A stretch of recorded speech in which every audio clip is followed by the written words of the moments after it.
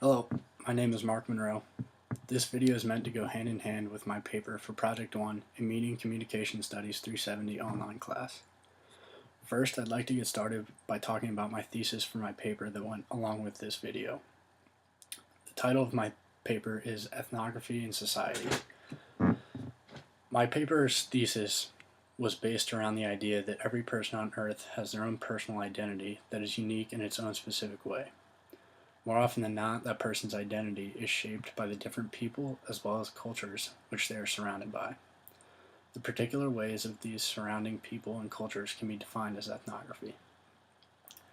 A culture's values or traditions can prove to be incredibly powerful tools when it comes to shaping a person who is still in the major growing phases of their life, growing both physically and intellectually. In addition to there being many different ways a person or culture's ethnography can be formed, there are also multiple different spheres in which ethnography can be viewed, all of which have various possible interpretations, depending on the manner of presentation, as well as the individual or group who's doing the interpreting. What is ethnography, you might ask? I came to find that ethnography is defined as a systematic or scientific study of peoples and their cultures. Ethnography is a close descendant of anthropology.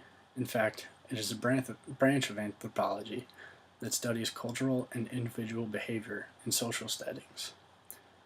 It uses studies that are aimed to capture how cultures and peoples act in normal settings, as well as how they react to being put in out-of-the-ordinary situations. Ethnography studies and methods can be used for a vast array of different things, from simple studies to determine the particular practices of a culture and how they operate within themselves, all the way to determining how someone's cultural background or biases can determine how they might invest their money economically, or even to determine the behavioral habits and tendencies of criminals. I came to find that very interesting.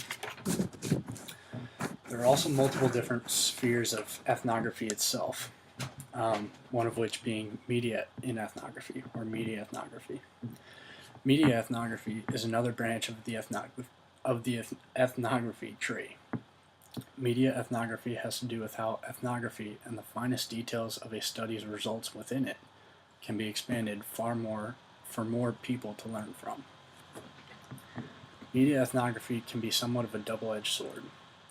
On the one hand, media can expand the reach of an ethnographic study in order to educate more people. But on the other hand, it also presents the opportunity for information to be presented in a predetermined or biased fashion, which would hurt the validity of the study on top of being unethical.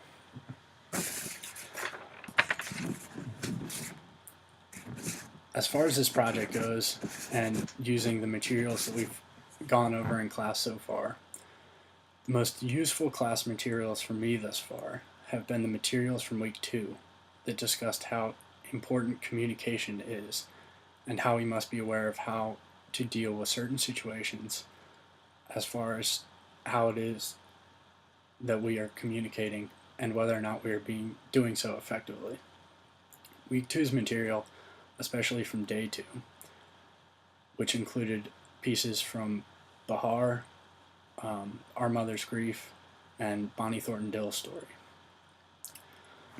These stories gave me a solid grasp of ethnography, as it provided a gateway for me to relate to these situations from the material back to my life.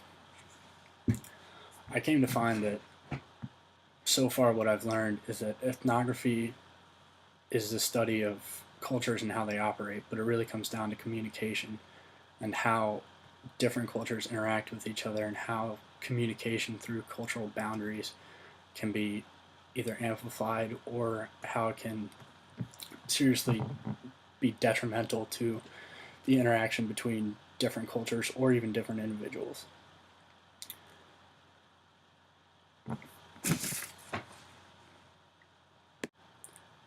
If one cannot learn how to communicate between himself and another from a different culture or a different background, even though you may have differences, it can be a very difficult world to live in, as we live in especially in the United States, we live in a very diverse society. Up to this point, that's most of what I've learned. I hope you enjoy my paper, and as well as this video. Thank you.